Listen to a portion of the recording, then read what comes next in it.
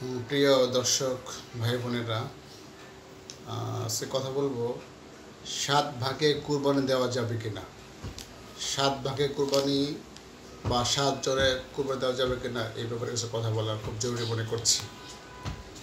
আমাদের দেশে আহলে হাদিস ভাইদের মধ্যে সালাফি ভাইরা অল্প সংখ্যক, খুব নগণ্য, হাতে গোনা কিছু আলেম বলতেছে 7 ভাগে কুরবানি দেওয়া যাবে না। 7 ভাগে কুরবানি দেওয়া যাবে না, অল্প কিছু আলিম বলতেছে। আর বেশিরভাগ ওরাই বলতেছে কোরবানি দেওয়া যাবে। ওরা একসময় বলতো যে 7 ভাগে কোরবানি দেওয়া যাবে না, এখন নতুন করে বলতেছে আমাদের ফতোয়া ভুল ছিল, 7 ভাগে কোরবানি দেওয়া যাবে। তাদের দলিলও আছে কেন যাবে না। অথচ এই 7 ভাগে কোরবানি রসুল যুগ থেকে ছিল, বহু যুগ যুগ ধরে এই আমল চলে আসতেছে, আজও পর্যন্ত চলছে এই আমল। আমাদের মাযহাবে ইমাম আবু হানিফা রহিমাহুল্লাহ, ইমাম মালিক রহিমাহুল্লাহ, ইমাম শাফি রহিমাহুল্লাহ, ইমাম আহমদ হাম্বল রহিমাহুল্লাহ সবাই একমত যে 7 ভাগে কুরবান দেওয়া যাবে। এই নতুন কিছু না, আগে থেকে ছিল। এমনকি ইমাম মালিক রহিমাহুল্লাহ বলেন যে যদি একই পরিবারে 7 জনের বেশিও পরিবারের সংখ্যা বেশি হয় তবু কুরবানি জায়েজ আছে। উনি হেদায়েত গ্রন্থের 9 নম্বর খণ্ডের 483 পৃষ্ঠায় উল্লেখ করেছেন ইমাম মালিক রহিমাহুল্লাহ। উনি বলেন যে 7 জনের বেশি যদি হয় একই পরিবারে, তারপরও কুরবানি দেওয়া যাবে, জায়েজ আছে, এতে কোনো সন্দেহ নেই। তো ওদের আহলে হাদিসের যে দলিলটা দিচ্ছে যে কী কারণে 7 ভাগে কুরবানি দেওয়া যাবে না, তাদের দলিল আছে। তা হচ্ছে ইবনে আব্বাস রাদিয়াল্লাহু তাআলা আনহু ক্বালা কুন্না মা রাসূলুল্লাহি সাল্লাল্লাহু আলাইহি সাল্লাম ফি সাফারিন।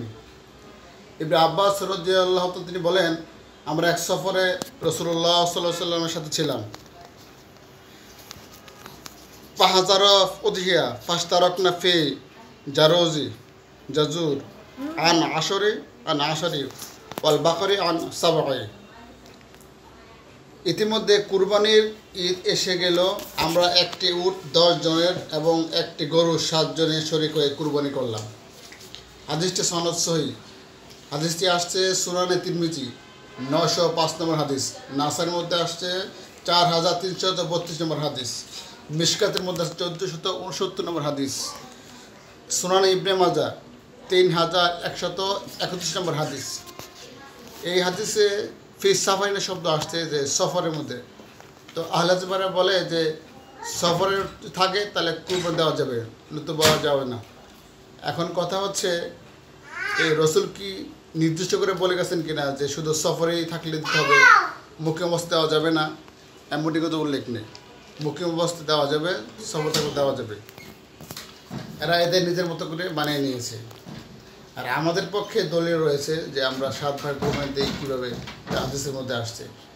তা হচ্ছে আন জাবির ক্বালা নাহরনা বিল হুদাইবিয়া মা নবী সাল্লাল্লাহু আলাইহি সাল্লাম আল বাতানাতা ফিল সাবআতি ওয়াল বাকারাতি আন সাবআ। জাবির রাদিয়াল্লাহু তাআলা তিনি বলেন, আমরা হুদাইবিয়া নামক স্থানে নবী সাল্লাল্লাহু আলাইহি সাল্লামের সাথে একটি উট 7 জনের পক্ষ থেকে এবং একটি গরু 7 জনের পক্ষ থেকে কুরবানি করেছি। সনদ সহিহ। হাদিসটি সহিহ মুসলিম মধ্যে আসছে। পাঠ্য দর্শী অনুযায়ী হাদিসের নাম্বার হচ্ছে 1318 নম্বর হাদিস, আর আন্তর্জাতিক নাম্বার হচ্ছে 3076 নম্বর হাদিস। সুনানে তিরমিজি 904 নম্বর হাদিস, 1502 নম্বর হাদিস। নাসারের মধ্যে আসছে 4383 নম্বর হাদিস। আবু দাউদের মধ্যে আসছে 2807, 8, 9। হজ অধ্যায়। মুয়াত্তা মালিকের মধ্যে আসছে 1049 নম্বর হাদিস। ইবনে মাজাহর মধ্যে আসছে 3132 নম্বর হাদিস। তো আমরা এই হাদিস থেকে দলিল পেলাম যে 7 জনে 7 ভাগে কুরবানি দেওয়া যাবে, এতে কোনো সন্দেহ নাই।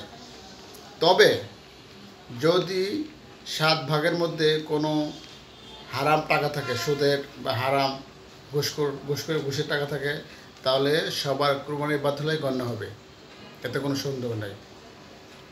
তবে উত্তম হচ্ছে একা কুরবানি দেওয়া।